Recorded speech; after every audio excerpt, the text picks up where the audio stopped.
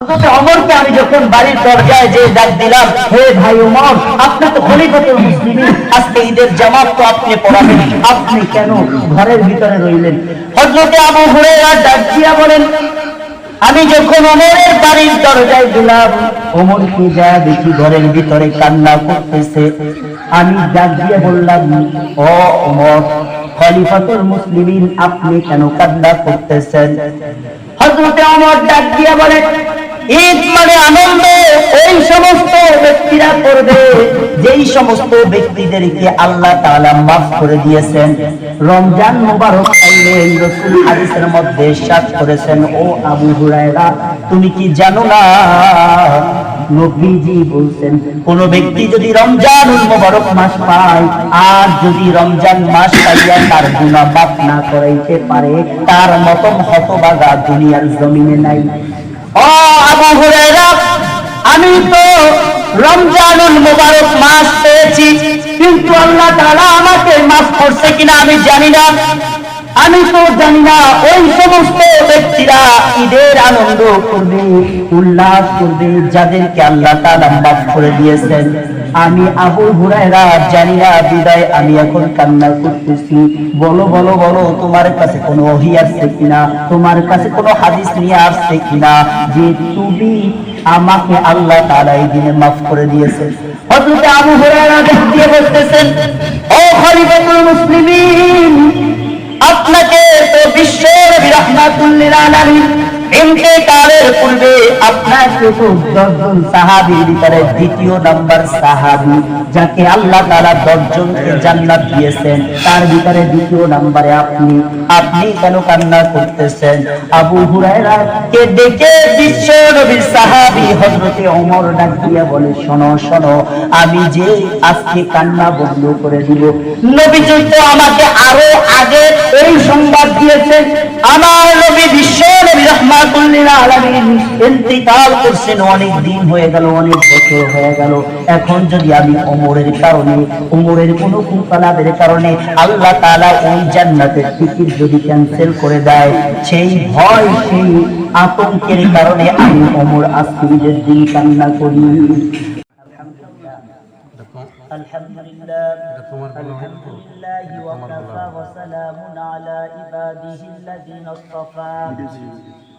أما بعد فأعوذ بالله من الشيطان الرجيم. بسم الله الرحمن الرحيم. قل يا عبادي الذين أسرفوا على أنفسهم لا تقنطوا من رحمة الله. وقال النبي صلى الله عليه وسلم إياكم والحسد فإن الحسد يأكل الحسنات كما تأكل النار الحطب أو كما قال النبي عليه الصلاة والسلام. اللهم صل على محمد وعلى آل محمد كما صليت على إبراهيم وعلى آل إبراهيم إنك حميد مجيد. اللهم بارك على محمد وعلى آل محمد كما باركت على إبراهيم وعلى آل إبراهيم إنك حميد مجيد. আলহামদুলিল্লাহ, মহান রব্বুল আলামিনের দরবারে লাখো কোটি শুকরিয়া যে মহান রব্বুল আলামিন আপনাকে আমাকে তার সর্বশ্রেষ্ঠ মাসের ভিতরে রমজানুল মুবারক মাসকে অতিবাহিত করে ঈদুল ফিতরে আল্লাহ তাআলা আমাদেরকে ঈদের নামাজ আদায় করার জন্য ময়দানে উপস্থিত করেছেন। সেজন্য মালিকের দরবারে কালিমাতুল শুকর, শুকরিয়া আদায় করছি। আলহামদুলিল্লাহ, আলহামদুলিল্লাহ। ঈদ মানে আনন্দ। ঈদ মানে কি বলে? আনন্দ। সেই আনন্দটা কাদের জন্য? যারা 5 ওয়াক্ত নামাজ পড়ে না, যারা ঠিকমতো রোজা রাখে না, যারা ঠিকমতো আল্লাহর হুকুম আহকাম পালন করে না, তাদের জন্য বলে না। ঈদ মানে হচ্ছে আনন্দ ওই সমস্ত ব্যক্তিদের জন্য যেই সমস্ত ব্যক্তিরা রমজানুল মোবারকে ঠিক মতো নামাজ পড়ছে, ঠিক মতো আল্লাহর হুকুম পালন করছে, ঠিক মতো রোজা রাখছে, ঠিক মতো তারাবির নামাজ পড়ছে, তাদের জন্য এইটা হচ্ছে বাড়তি ওয়াজিব নামাজ। কি নামাজ বলে? ওয়াজিব নামাজ। কিন্তু আপনার আমার জীবনে যে আপনার আমার প্রতিটা দিন যায়, প্রতিটা দিন কিন্তু 5 ওয়াক্ত নামাজ থাকে ফরজ। কি বলেন? ফরজ। একটু কথা বলতে হবে। ফরজ নামাজ থাকে। সেই ফরজ নামাজ যদি এক ওয়াক্ত কাজা করি, যদি কোনো কারণে যদি বাদ দিয়ে দিই, নাই পড়ি, তাহলে রাসূল হাদিসের মধ্যে ইরশাদ করেন 2,88,00,000 বছর লক্ষ বছর তার জন্য জাহান্নাম নির্ধারিত। বলে না নাউযুবিল্লাহ। এখন আমি আপনি হেলা দলায় যেভাবে হোক নামাজকে কাজা করতেছি, নামাজকে নামাজ মনে করতেছি না। আমরা মনে করতেছি সমাজের মানুষের সাথে সমাজ যেইভাবে চলে সেইভাবে আমরা চলার চেষ্টা করতেছি। সমাজের মানুষ নামাজ পড়ে না, আমরাও নামাজ পড়ি না।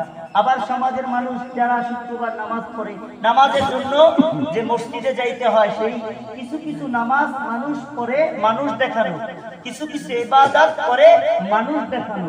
কিন্তু একমাত্র একটা ইবাদত ছিল, একটা মাসের ইবাদত ছিল, যেটা হচ্ছে রোজা। দুনিয়ার কোনো মানুষ, দুনিয়ার কোনো ব্যক্তি রোজা রাখে শুধুমাত্র কার জন্য? বলেন আল্লাহর জন্য। এখন বলেন তো, এক ব্যক্তি বাসার থেকে খাবার খেয়ে এসে যদি দোকানে বলে আইসা বলে আমি রোজাদার, ঘাটে সব জায়গায় বলে রোজাদার, কিন্তু সে তো বাসায় খেয়েছে, দেখছেন কে? বলে আল্লাহ দেখছেন।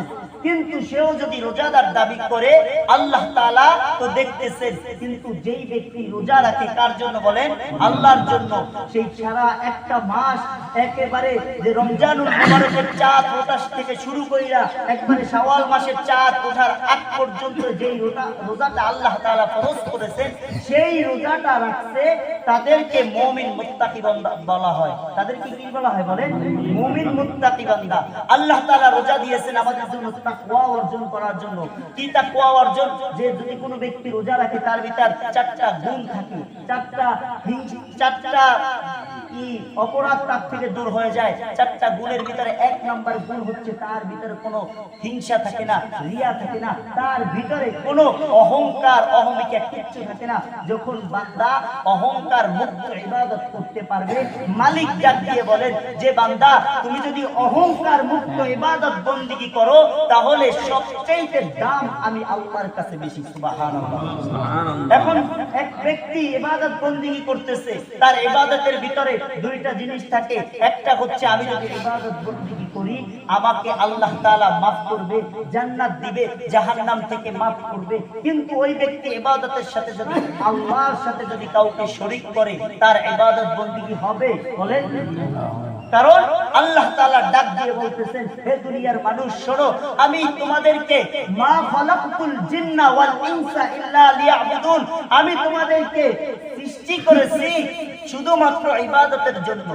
কিসের জন্য? বলেন ইবাদতের জন্য। কেমন ইবাদত আল্লাহ তাআলা চান সেটা বিস্তারিত অনেক বড় আলোচনা, সময় একেবারে সংক্ষেপ, সেই জন্য বলতেছেই না যে আল্লাহ তাআলা আমাদের কাছে কেমন ইবাদত চাইতেছেন। আল্লাহ তাআলা কোরআন ও কারীমের ভিতরে স্পষ্ট লিখে দিয়েছেন যে এই রকম ইবাদত বندگی করো, যদি এইভাবে ইবাদত করতে পারো, তাহলে আমি আল্লাহকে তোমরা পেয়ে যাবে। মুসলমান ভাইরা আমার, আমি খুতবার ভিতরে ছোট্ট একটা আয়াতে কারিমা তেলাওয়াত করেছি। উক্ত আয়াতে আল্লাহ তাআলা বলতেছেন, কুল ইয়া ইবাদিয়াল্লাযীনা আসরাফু আলা আনফুসিহিম লা তাকনাতু মির রাহমাতিল্লাহ। আল্লাহ তাআলা ডাক দিয়ে বলেন, দুনিয়ার মানুষ শোনো, আমি আল্লাহ তোমাদের জন্য এমন একটা সময় দিয়ে দিলাম, ইবাদিয়াল্লাযীনা আসরাফু, তুমি যদি ইবাদত বندگির মধ্যে তুমি যদি আমাকে খুঁজে পাও আর যদি গুনাহ করে ফেলো, এমন পরিমাণ গুনাহ করছো, এমন পরিমাণ গুনাহ করছো, তোমার কাছে তুমি অপরাধী, পৃথিবীর মানুষ তোমাকে ক্ষমা করবে না। কিন্তু আমি আল্লাহর কাছে যদি তুমি হাত তুলে মাপ চাও, আমি আল্লাহ তোমাকে মাফ করে জান্নাত দিয়া দিব। সুবহানাল্লাহ। আল্লাহ তাআলা ডাক দিয়ে বলতেছেন, বান্দা তুমি অপরাধ করেছো, ইবাদিয়াল্লাযিনা আসরাফু আলা আনফুসিহিম লা তাকনাতু মির রাহমাতিল্লাহ, কিন্তু তুমি আমার রহমত হইতে নৈরাশ হয়ে যাও না, নৈরাশ হয়ে যাও না। তোমার গুনাহ যত বড় তার চাইতে আল্লাহর দয়া তত বড়। মুসলমান ভাইরা আমার, গুনাহগারকে আপনি ঘৃণা করবেন না, গুনাহকে ঘৃণা করবেন। গুনাহগারকে বুঝায়া বুঝায়া দেখবেন সে আপনার একটা বুঝ পাওয়ার মাধ্যমে যদি সে তার এই ভুলটাকে বুঝতে পারে, আল্লাহর কাছে তওবা করে। যে ব্যক্তি নামাজ পড়ে না তাকে যদি তাকিদ দেওয়া হয়, সে যদি নামাজ পড়ে, তাহলে সে ব্যক্তি যে নামাজ পড়লো আপনি তাকিদ দিলেন, সে তো সমান সমান সমান সওয়াব তো পাবেই, ঠিক আপনিও তার সেই পরিপূর্ণ সওয়াব পেয়ে যাবেন। মুসলমান ভাইয়েরা, আজকে ঈদের দিন, আনন্দের দিন, খুশির দিন। আমাদের সবার মনের ভিতরে একটা আনন্দ আছে, ঈদের নামাজ পড়ার পরে পরিবারের সাথে সময় দেব এবং সব কিছু করব। কিন্তু ওই অন্ধকার কবরে যাদের বাবা মা চলে গেছে তাদের কি অবস্থা হবে, কি হালাত হবে? যাদের কবরের ভিতরে এই রমজানের আগে তাদের কবরে আযাব হইতেছিল, আবার সেই কবরগুলো আযাব শুরু হয়ে যাবে। সেই জন্য সেই মা বাবার জন্য বেশি বেশি দোয়া করা যাবে না? জোরে বলে যাবে। মা বাবা আপনাকে কষ্ট করে লালন পালন করে এত বড় বানাইলো, তাদের সম্পদ আমরা ভোগ করি।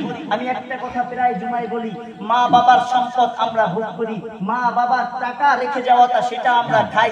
কিন্তু এমনও হতভাগা মুসলমান আছে যে মা বাবার কবরটা কোন জায়গায় এটা ভালোভাবে জানে না। ঠিক কিনা বলেন? আছে না নাই বলেন? এটা কেন বললাম? মা মারা গেল, গ্রামে মাটি দিয়ে গেছে, 5 বছর 7 বছর 10 বছরও গ্রামে আসার কোনো খবর নাই, সুযোগটা পায় না। সে এতই ব্যস্ত, সুযোগ পায় না।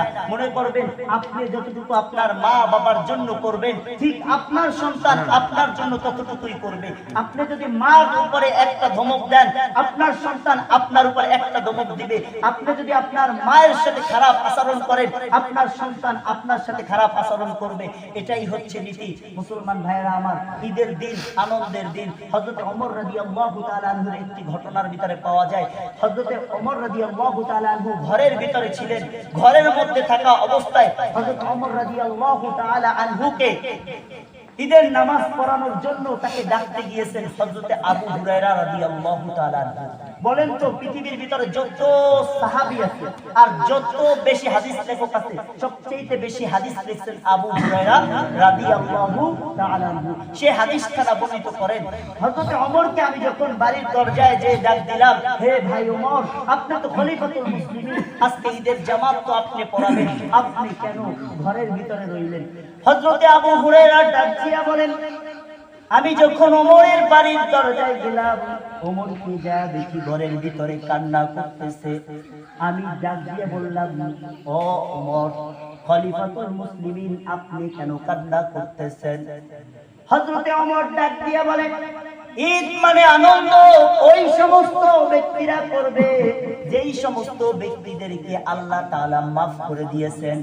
রমজান মুবারক পাইলেন, রাসূল হাদিসের মধ্যে ইরশাদ করেছেন, ও আবু হুরায়রা, তুমি কি জানো না, নবীজি বলছেন, কোন ব্যক্তি যদি রমজান মুবারক মাস পায় আর যদি রমজান মাস পাইয়া তার গুনাহ মাফ না করাইতে পারে, তার মতন হতভাগা দুনিয়ার জমিনে নাই। ও আবু হুরায়রা, আমি তো রমজানুল মুবারক মাস পেয়েছি, কিন্তু আল্লাহ তাআলা আমাকে মাফ করছে কিনা আমি জানি না। আমি তো জানি না ওই সমস্ত ব্যক্তিরা ঈদের আনন্দ করবে, উল্লাস করবে যাদেরকে আল্লাহ তাআলা মাফ করে দিয়েছেন। আমি আবু হুরায়রা জানি না, বিদায় আমি এখন কান্না করতেছি। বলো বলো বলো, তোমার কাছে কোনো ওহী আসছে কিনা, তোমার কাছে কোনো হাদিস নিয়ে আসছে কিনা যে তুমি আমাকে আল্লাহ তাআলা এই দিনে মাফ করে দিয়েছেন? হযরত আবু হুরায়রা ডাক দিয়ে বলতেছেন, ও খলিফাতুল মুসলিমিন, আপনাকে তো বিশ্ব নবী রাহমাতুল লিল আলামিন ইন্তেকালের পূর্বে আপনাকে তো 10 জন সাহাবীর ভিতরে দ্বিতীয় নাম্বার সাহাবী, যাকে আল্লাহ তাআলা 10 জনকে জান্নাত দিয়েছেন, তার ভিতরে দ্বিতীয় নম্বরে আপনি কেন কান্না করতেছেন? আবু হুরায়রা কে ডেকে বিশ্ব নবীর সাহাবী হযরত ওমর ডাক দিয়া বলে, শোনো শোনো, আমি যে আজকে কান্না বন্ধ করে দিব, নবীজি তো আমাকে আরো আগে এই সংবাদ দিয়েছেন। আমার নবী বিশ্ব নবী রাহমাতুল লিল আলামিন ইন্তিকাল করছেন, অনেক দিন হয়ে গেল, অনেক বছর হয়ে গেল। এখন যদি আমি ওমরের কারণে, ওমরের কোনো কুফলাদের কারণে আল্লাহ তাআলা ওই জান্নাতের টিকিট যদি ক্যান্সেল করে দেয়, সেই ভয়, সেই আতঙ্কের কারণে আমি ওমর আজকে ঈদের দিন কান্না করি। মুসলমান ভাইরা আমার, একটা কথা বলতেন, হযরত আবু হুরায়রা রাদিয়াল্লাহু তাআলা আনহু বলেন, বিশ্ব নবীর সাহাবী হযরত ওমর রাদিয়াল্লাহু তাআলা আনহু, যাকে আল্লাহ তাআলা দ্বিতীয় নম্বরে জান্নাতের সার্টিফিকেট দিয়েছেন, সেরা তো বড় মাপের একজন সাহাবী ছিলেন। আমাদের কাউকে জান্নাতের সার্টিফিকেট আছে বলেন? আরো জোরে বলেন, আছে? যদি ওমর যদি এইভাবে ঈদের দিন কান্না করতেন, ওমর যদি ঈদের দিন ঈদের নামাজের আগে সিজদায় পড়ে মালিকের কাছে কান্নাকাটি করতেন, তাহলে আমাদের কি অবস্থা হওয়া দরকার ছিল? সুতরাং আল্লাহ তাআলার কাছে বেশি বেশি করে কাঁদবো। আজকে যে আল্লাহ তাআলা আমাদের আত্মীয় স্বজনের ভিতরে যারা আছে, যারা অন্ধকার কবরে চলে গেছে, বিশেষ করে মা বাবা, দাদা দাদি, নানা নানি, আত্মীয় স্বজনের ভিতরে যারা অন্ধকার কবরে চলে গেছে, আল্লাহ তাআলা আজকে আমাদের দোয়ার বদৌলতে তাদেরকে জান্নাত দিয়ে দেখ। সকলে বলেন আমিন। আরো জোরে বলেন আমিন।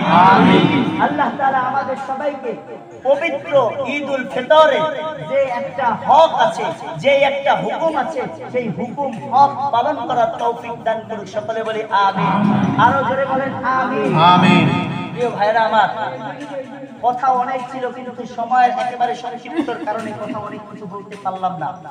যদি আবারও কখনো দেখা হয়, তাহলে ইনশাআল্লাহ আবারও কথা হবে ইনশাআল্লাহ।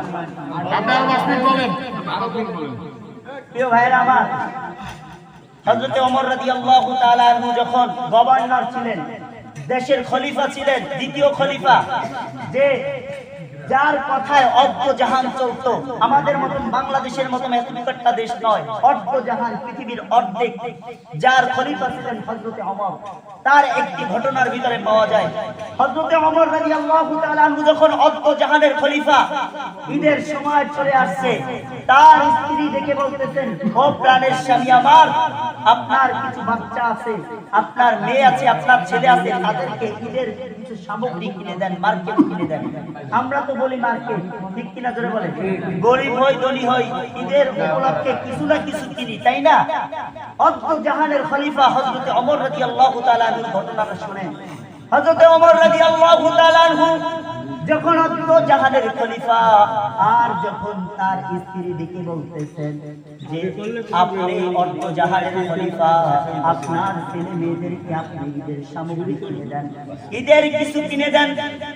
হযরত ওমর রাদিয়াল্লাহু তাআলা আনহু তার স্ত্রীকে দেখে বলে, আমার কাছে কোনো টাকা নাই, কোনো অবশিষ্ট টাকা নাই, যেই টাকা দিয়ে আমার ছেলে সন্তানকে মার্কেট করে দেব। মুসলমান ভাইরা আমার, স্ত্রী দেখে বলে, আপনি একটা কাজ করুন, বাইতুল মাল থেকে আপনার 1 মাসের বেতন অগ্রিম নিয়ে নিন। নিয়ে নিন বলে অগ্রিম, যে 1 মাসের বেতন আপনি অগ্রিম নিয়ে নেন। অগ্রিম বেতন নেওয়ার কথা যখন খলিফাতুল মুসলিমিনের স্ত্রী দেখে বললেন, ও আপনি 1 মাসের বেতন অগ্রিম নিয়ে নিন। হযরতে ওমর রাদিয়াল্লাহু তাআলা আনহু একটা চিঠি লিখলেন, বাইতুল মালের যে অর্থমন্ত্রী ছিলেন তার কাছে চিঠি লিখলেন যে আপনি আমাকে 1 মাসের অগ্রিম বেতন দিয়ে দিন, যেই বেতন দিয়ে আমার ছেলে মেয়েদের ঈদের সামগ্রী কিনবো। যখন চিঠিটা চলে গেল সাইদ ইবনে আম্মারের কাছে, তখন তিনি ছিলেন অর্থ মন্ত্রণালয়ের এমপি। তখন তার কাছে যখন এই চিঠিটা গেল, তিনি চিঠির অপর পাশে 2টা কথা লিখলেন, ও খলিফাতুল মুসলিমিন, আপনি যদি 2টা কথার জবাব দিতে পারেন আর 2টা কথার যদি উত্তর দিতে পারেন, তাহলে আমি আপনাকে 1 মাসের বেতন অগ্রিম দিয়ে দিব। 1 নম্বরে কথা হইল, আপনি যে 1 বছর পর্যন্ত, 1 মাস পর্যন্ত জীবিত থাকবেন, তার কি গ্যারান্টি আছে? 1 নম্বরে কি বলেন? আপনি যে 1 মাস পর্যন্ত জীবিত থাকবেন, তার কি গ্যারান্টি আছে? 2 নম্বরে হচ্ছে, আপনাকে যে 8 মাস পর্যন্ত জনগণ এমপি হিসাবে, গভর্নর হিসাবে, অর্থমন্ত্রী হিসাবে, আপনাকে দেশের প্রধানমন্ত্রী হিসাবে দেখবে, তার কি গ্যারান্টি আছে? ও খলিফাতুল মুসলিমিন, বেয়াদবি দিবেন না, এই 2টার জবাব যদি আপনি দিতে পারেন, তাহলে আমি আপনাকে 1 মাসের বেতন অগ্রিম দিয়া দিব। হযরত ওমরের কাছে যখন আবার চিঠিটা চলে আসলেন, হযরত ওমর চিঠিটা দেখে দরদর করে কেঁদে দিলেন যে আমার একজন সামান্য মন্ত্রী, তার কি সুন্দর একটা একিন। সে বলতেছে যে 1 মাসের অগ্রিম বেতন যদি আমাকে দেয় তাহলে আমার কাছ থেকে যে 1 মাসের অগ্রিম বেতনটা দিবে সেই বেতনটা যে আমার 1 মাস পর্যন্ত হায়াত থাকবে কিনা। 2 নম্বরে যে আমাকে 1 মাস পর্যন্ত জনগণ এমপি হিসাবে, গভর্নর হিসাবে রাখবে, তার ব্যাপারে আমি কি আছি। হযরত ওমর হাত তুলে আকাশের দিকে তাকায়া বলতেছেন, হে আল্লাহ, আপনি এই অর্থমন্ত্রীকে কবুল করে নেন। এত সুন্দর অর্থমন্ত্রী পেয়েছি যে 1 টাকা এদিক সেদিক করে না। মুসলমান ভাইরা, এই কথাটার কারণ আমরা গরিব হই, সব কিছু হই, কিন্তু এদের মার্কেট, কিন্তু একজন দেশের গভর্নর ছিল, অর্থ জাহানের খলিফা ছিল, তার ছেলে মেয়েদের মার্কেট জুটে নাই। সেই জন্য হলো ইসলাম যদি আমরা কায়েম করতে পারি তাহলে এইভাবে হবে। আল্লাহ তাআলা আমাদের সবাইকে এই ভাঙ্গাচোরা আলোচনা বোঝার তৌফিক দান করুন। সকলে বলি আমিন। আর যদি কখনো দেখা হয় আরো সুন্দরভাবে বলার আল্লাহ তাআলা তৌফিক দান করুন এবং আপনাদেরকে মানার তৌফিক দান করুন। আমিন।